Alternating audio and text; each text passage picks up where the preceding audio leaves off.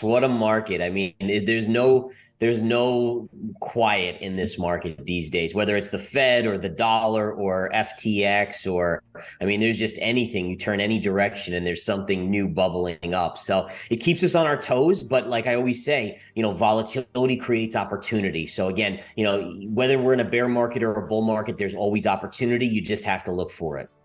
And in all fairness, I mean, I understand that perspective. I think that it's somewhat misguided because, again, number one, Ponzi schemes are a little bit different in their functionality, but I think also you look at the US dollar, and who's to say that that's not a Ponzi scheme? All we do as a country is borrow, borrow, borrow to repay debts that we have. And it's kind of just repaying, and we just borrow more to do that. So in many senses, you could say the US dollar and the US economy is built that same way.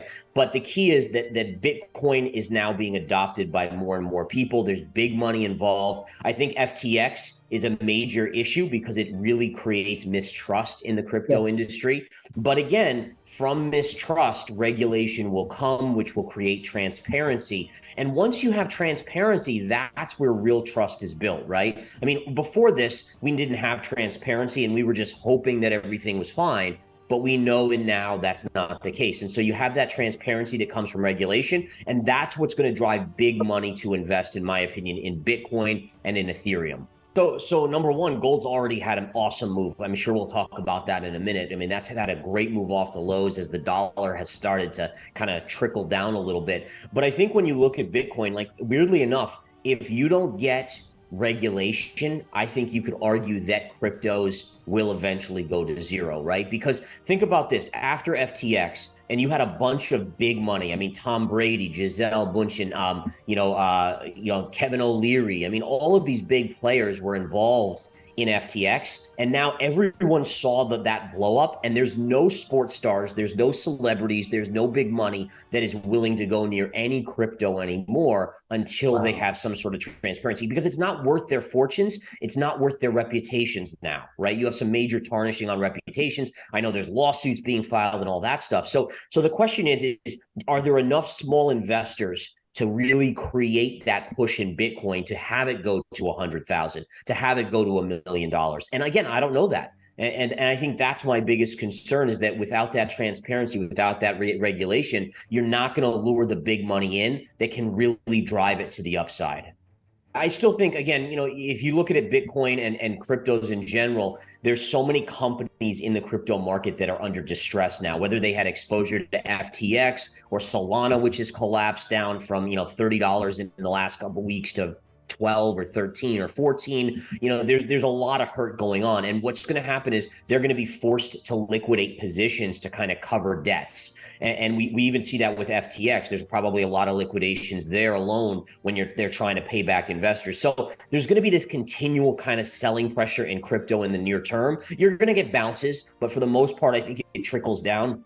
I think also the mere fact that you don't have the regulation now totally takes the big buyer away. Like, for me, I do have investments in Bitcoin, but they're relatively small to my overall portfolio. And the main reason is I don't want to have, I'm a trader, so I need to have it on an exchange, but I don't want to have a lot of my money on any exchange. So it's just like, okay, you know what? I will sit back, I will wait patiently and wait until the right opportunity where we get transparency comes in.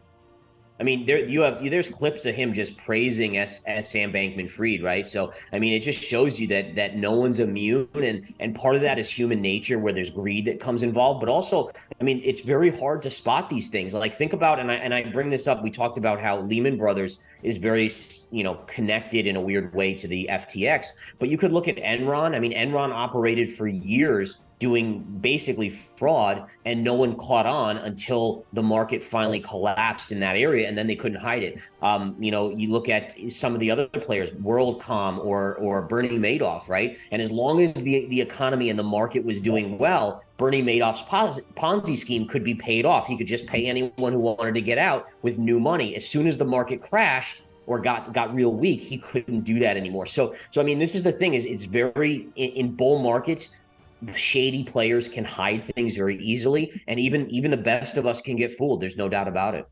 I mean, so gold, I've been loving the price action in gold. I'm going to bring up my chart so we can take a look here.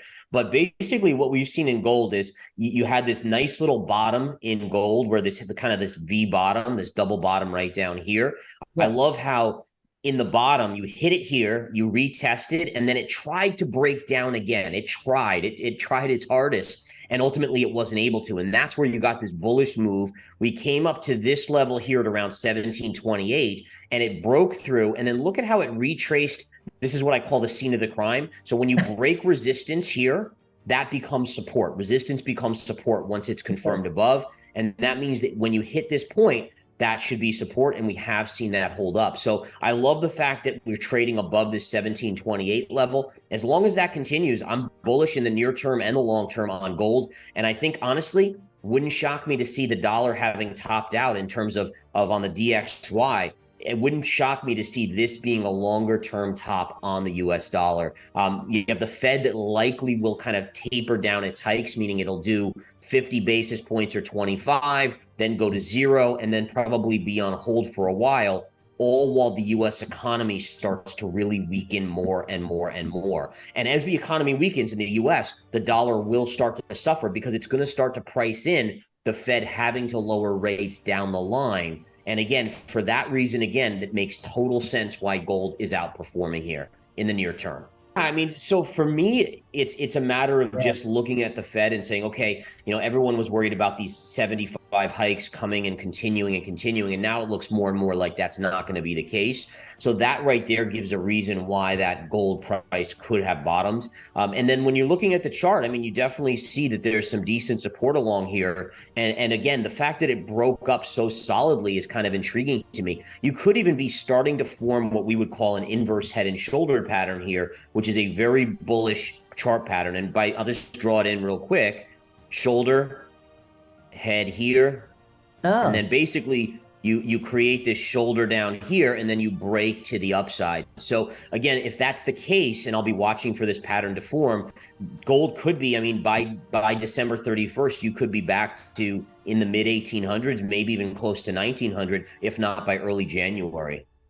Anyone in this new economy has that sense because basically, if you look at the last 20 years, or at least since 2009, every little hiccup that we've seen, the Fed has come to the rescue, right? yeah. So we're kind of like a child that is wearing a helmet and a body armor, and like we can fall down a hill, we can fall off a cliff, and we're fine. We're just like, oh, no big deal. Well, guess what? That security measure, that safety measure is being taken off because the Fed clearly cannot print like they were in the previous cycles now that we have inflation rising, right? So the average investor is just thinking like, okay, we're in a bear market, but by January or February of 2023, we'll be making new all-time highs, so no big deal. That's what they've experienced, right? That's the experience for the last 13 years at least, if not the last 20. So you have this scenario where people don't think it's real. They don't think the Fed is really taking off the bumpers here. And it's going to be a shock when the Fed, every investor and even big money is going to say, okay, Fed, we're in a recession, please start your printing again. And they're going to say, we can't. Inflation's 4 or 5% still. We can't print. And that's going to be the reckoning day where people freak out. So there's a lot of similarities with it. I mean, you talk about the earth-shattering kind of event that Lehman Brothers was in terms of shaking the industry to its core. And I think you've seen that in crypto. I mean, this is really the big earthquake if you're looking for one. And then what you're looking at also is how does the crypto market come out of this? And one of Mm. the interesting things when you look at how an exchange in crypto is virtually the same as a bank is in the economy, right? So the banks obviously lend, they give you leverage, they give you all these kind of things to do. Well, that's what the exchanges do essentially. So there's a lot of similarities in what they are and ultimately how they failed, right? Lehman Brothers took risks that they shouldn't have taken. They leveraged themselves up way too much.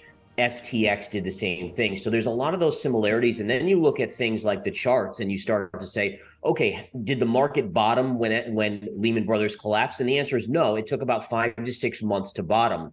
So you start saying, okay, if this is a Lehman Brothers moment, when does this give us? Does this finally give us that timeline when crypto could bottom? And I think it does. And I also think that if you look back to the 2008, 2009 period, you saw these banks misbehaving like a lot of these exchanges are, Celcius, Voyager, and now FTX. And you saw regulation come out of it. What was it? It was Dodd-Frank, right? So you have that functionality, which is now likely going to come out in the crypto markets. And so again, what I did was I looked at the charts and I said, okay, well, when Lehman Brothers occurred, how long did it take for the markets, the S&P to bottom? That was 5 to 6 months. And then I also looked and I said, okay, well, what type of fall did we see following? In the following 5 to 6 months, how much did the S&P fall? The answer is about 40 to 45%.